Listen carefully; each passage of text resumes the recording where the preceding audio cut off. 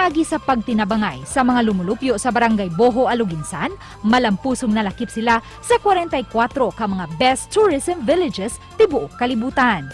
Gipasiugdahan kini sa United Nations World Tourism Organization kun UNWTO. Ang Boho River Ecotourism Project ang nagbinugtong lang nga napili dinhi sa Pilipinas. Luyo sa kalampusan niini, mao ang ecotourism advocate nga Sugboanon nga si Boboy Costas. Wa siya mihunong sa pagpalambo sa maong dapit, kay kaniadto pa lang dakong potensyal na ang nakita niya sa maong lugar.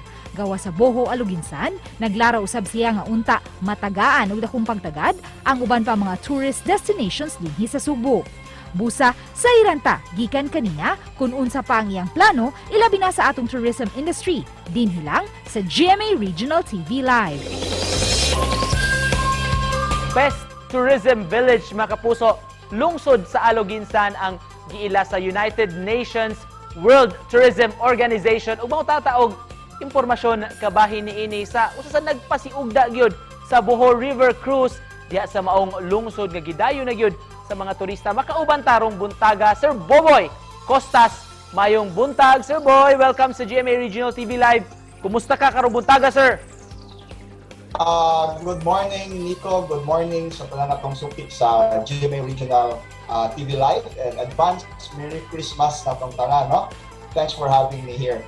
Yes, lipay kayo ni, no? Karon nga nakuha na po namo ang usa ka prestigious, no? For me, this is the most prestigious award in terms of tourism because this is from UNWTO na, United Nations. Tanaw nimo unsa may naa sa Boho sa Aluginsan nganong kita man ang nakasakmit niini?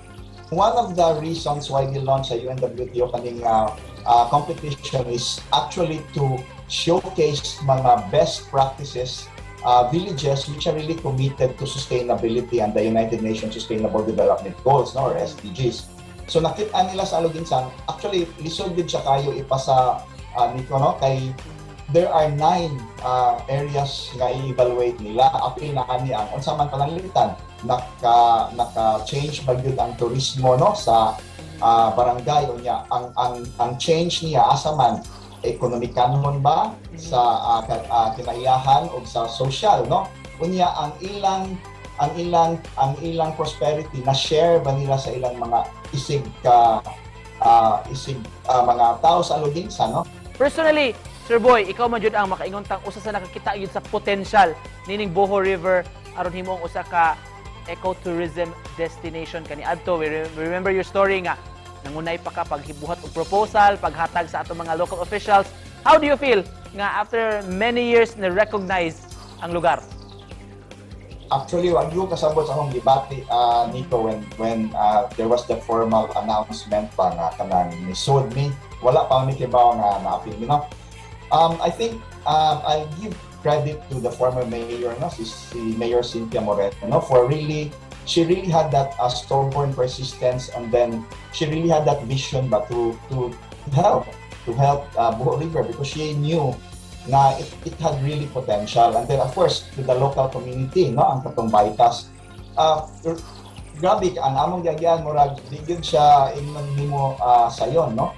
In fact, 12 years na ko nag-mentor ani. Fresh from this recognition, Sir Boy, how can we replicate the Aluginsan example sa uban nga mga LGUs?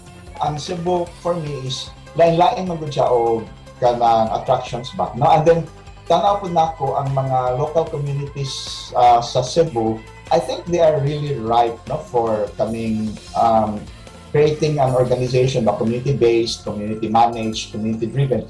It's really up for the local government units, no? For like, if I base it on my experience in Aluginsan, ang main ingredient yun nga naka-contribute sa success was really the local government unit. Alright, Sir Boy, panapos lang ang pangutana kay hapit na ba ang Pasko, sir, o murag daghan ron ang nagplano nga tungod luag-luag na mga mga travel restrictions musuroy, mga pahimangno lang sab nimo, sir, sa mga kaigsuon nato nagtan-aw og mensahe na lang sab, Sir Boy. Ang Pasko atong tan-aw nga usa ka